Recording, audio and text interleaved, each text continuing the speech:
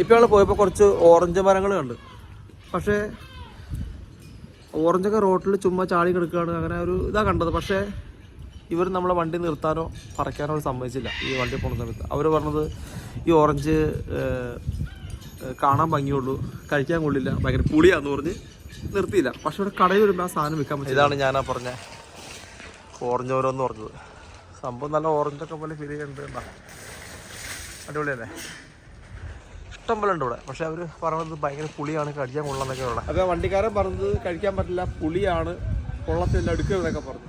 ഇനി അത് അവരുടെ കച്ചവടത്തിൻ്റെ ഭാഗമാണെന്ന് നോക്കാൻ വേണ്ടി നമ്മൾ ട്രൈ ചെയ്യാൻ പോകണം.